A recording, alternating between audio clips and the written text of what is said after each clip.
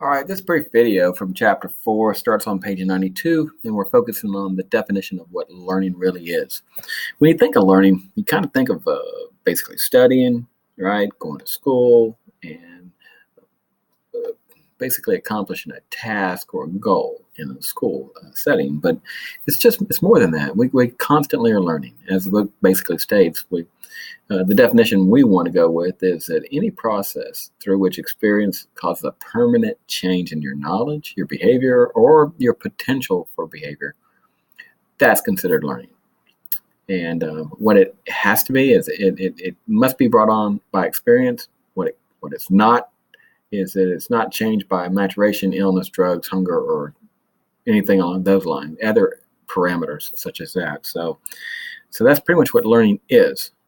In our past chapters, we've studied the cognitive theories, and more or less, everything is an internal mechanism where the change is occurring from within. While in behavior theories, it's quite the opposite. The emphasis is change in behavior from external situations, and it's always measurable. Very difficult to measure the cognitive theorist approach of internal mechanisms. Not that it can be done, you can do qualitative studies, but for the most part, when you're trying to do behavior, it's measurable and it's observable. So behavior learning theories focus on changes in behavior, and the emphasis is always on the external events on the individual. Okay, so the definition for behaviorism in terms of a learning theory is it only focuses on objectable, observable behaviors, and it discounts any independent activity of the mind. Okay, so you see the difference between cognitive and behavior? All right, so behavior theorists define learning as nothing more than the acquisition of new behaviors based on environmental conditions. Now, why is it that way? Because it's measurable. Behavior is measurable. The book pointed out a few issues here when we talk about ethical issues of using behaviorism. Some people are not happy that they use it for behavior modification, where it should be just a behavior analysis, which is what you're going to be doing on some of the activities later, is that you're building a behavior analysis plan, not a modification plan. The second one is teachers apply strategies to academic learning. You need to make sure that when you do a behaviorism approach that your focus is on academic improvement, not classroom conduct. The overall potential of the students have to be met by your actions, by creating these plans. What you're looking to do is you're trying to give every child the potential, or let me rephrase that. You're trying to give every child the opportunity to reach their academic and social potential. Okay, that's the best way to put that.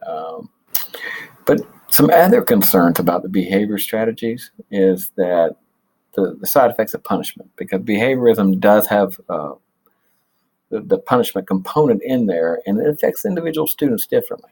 And there is research that states that, and we have to be aware that punishment, for instance, like corporal punishment, we're seeing it go to the wayside throughout the country as less and less schools use that as a form of behavior modification, if you will, so that's what we're looking at there. And so on here where it says behavior learning processes include, those are the four that we're going to go over, and I'll try to do it in this video so we don't have 15 videos running.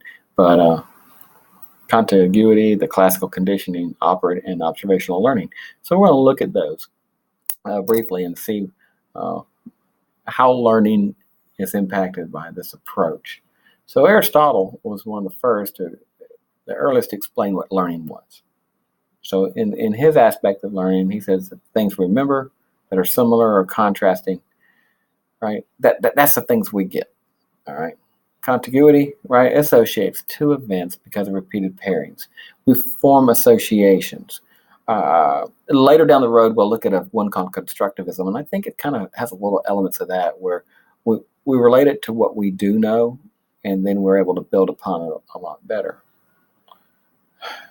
All right, now on the classical condition part, which is going to be something you're like, oh, I remember this from intro to ed, or ed to intro to psychology, right? Well, when we did this one before, learning is an involuntary, emotional, or physiological response to a stimulus. That's what it is. So first, we're going to pair a new stimulus with a response. And then eventually that stimulus elicits an automatic involuntary response. So that's the beginnings of our classical condition definition. Now, what are respondents? That's another key term we're going to be covering real soon, and you'll also see in your readings. It's automatic. It's involuntary responses to a stimulus.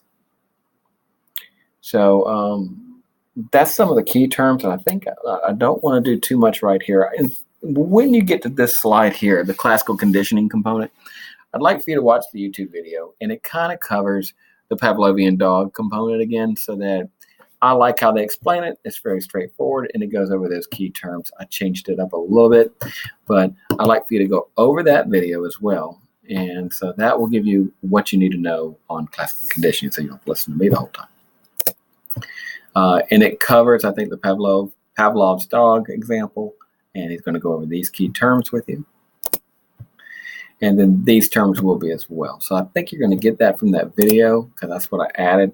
And we're going to stop right there, because on this slide that we're on now is where the key terms are covered again. So I kind of pulled two more slides associated with that video. So that one will cover classical conditioning component.